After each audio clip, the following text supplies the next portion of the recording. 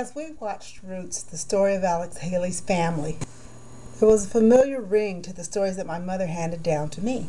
Since the time my children were little, I repeated these stories to them as gospel truth. I can remember my mother relating the stories again to me when I was in high school, that her grandfather was brought here on a slave ship as a child with his mother and father, then sold separately. As a little girl, I can remember wondering what it must have been like growing up on a plantation, being sold away from your father and mother.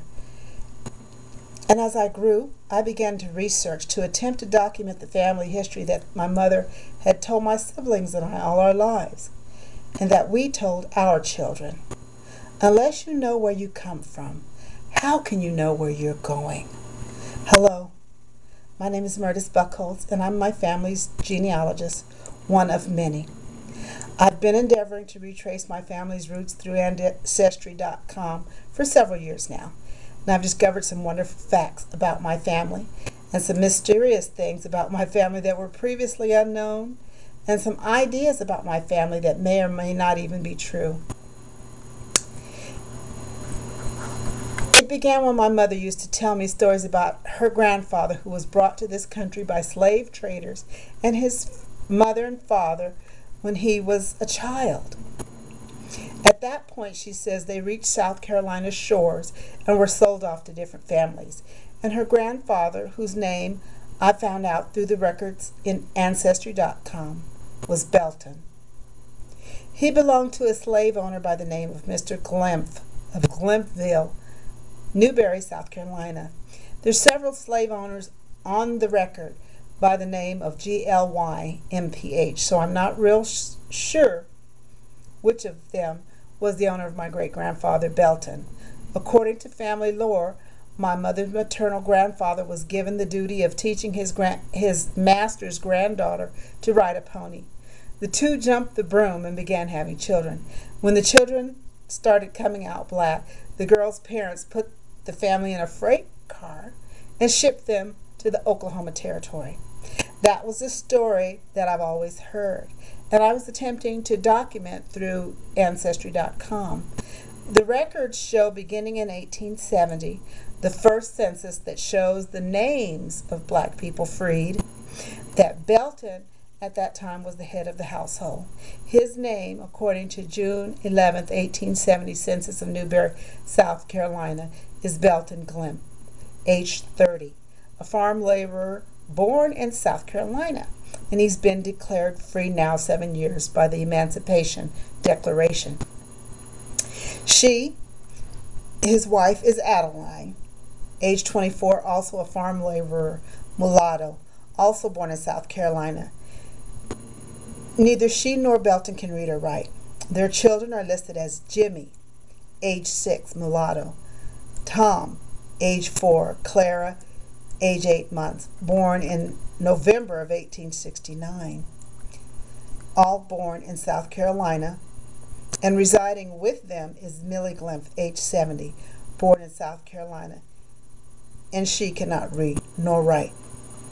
Already there have been differences from the stories my mother told me. My mother almost always told me her paternal grandfather's name was Alexander, that he was born in Africa. He is recorded only as Belton, no middle initial, born in South Carolina. I was told that my mother's paternal grandmother was a white woman, the granddaughter of the slave owner. The census record shows her as mulatto.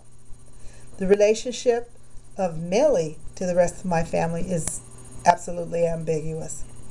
The next Newberry, South Carolina census record is June 8th through 9th of 1880. It records Belton, age 40, Adeline, age 31, with children, James, age 14, attending school but unable to read or write, Lila, age 10, attending school but unable to read or write, Ross, my mother's father, age 8, attending school but able to read and write, Willie, age 7, George, age 4, and Mary, age 2, all listed as mulatto. The next document Belton Glimp is shown is from the Arkansas Courts of Common Pleas and County Clerks, listing the marriage of Belton Clemph to Sally Fellows on December 18th, 1893 in the county of Nevada, Arkansas, Garlandville, Hempstead, Arkansas, and the marriage license is dated December 8th, 1893. Then on June 5th, 1900, Newberry, South Carolina census lists head of household Adeline Clemph. She's a cook, age 52, born September 1847. She's married 33 years, having 5 living children out of 10, residing in a house on Nance Street with John Glymph.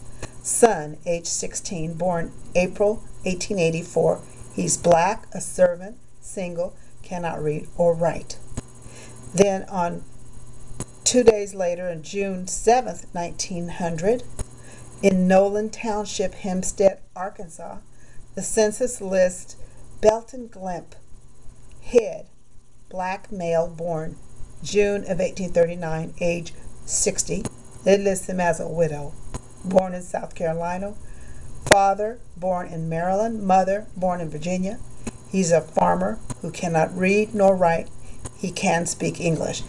Owns free and clear farm number 56 of the farm schedule. Listed with him is Ross Glymph, son, black, male, born September 1873, age 26, single, born in South Carolina, father born in South Carolina, mother born South Carolina, farmer. He can read, he can write and speak English. Mary Glymph is listed as daughter, black, female, born April 1879, age 21. She's single, born South Carolina. Her father, born South Carolina. Mother, born South Carolina.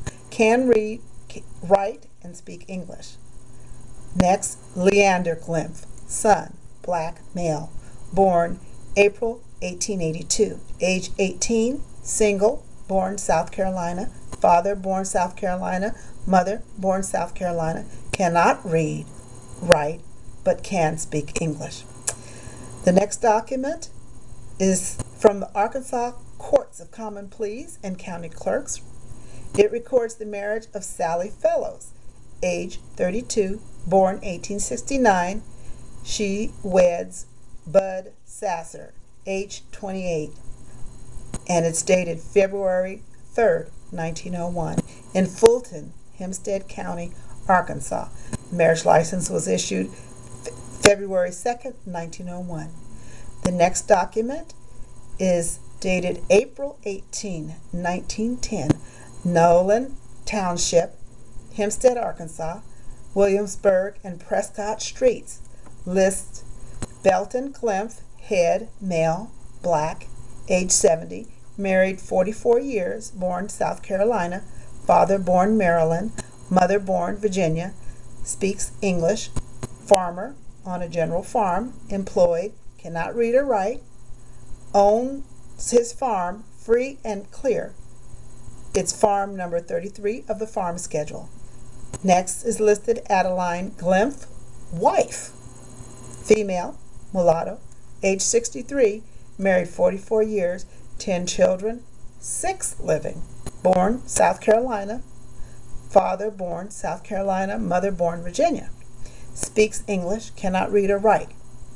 Next is listed May Glymph, granddaughter, female, mulatto, age 13, single, born South Carolina, father born South Carolina, mother born South Carolina, speaks English. Farm laborer is listed as her occupation at the home farm. She's a worker. She can read, write, and attend school. Next is listed Fanny Glymph, granddaughter, female, mulatto, age 12, single, born South Carolina. Father born South Carolina, mother born South Carolina, speaks English. She's a farm laborer at the home farm, worker. She can read, write, and attend school. Adeline had 10 children altogether.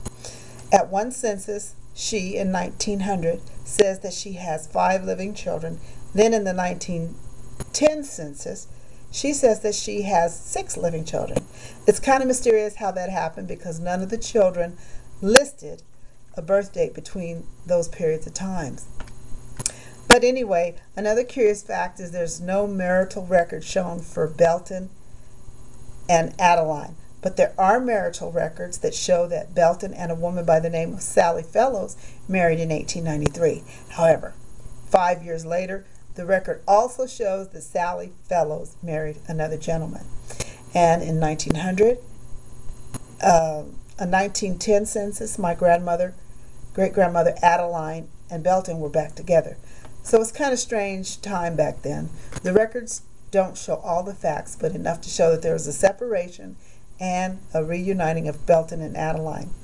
At the latest census, where the 2 of them were shown together, the only other people listed in the household were 2 grandchildren by the name of May and Fanny, whom my mother has no idea who these people are.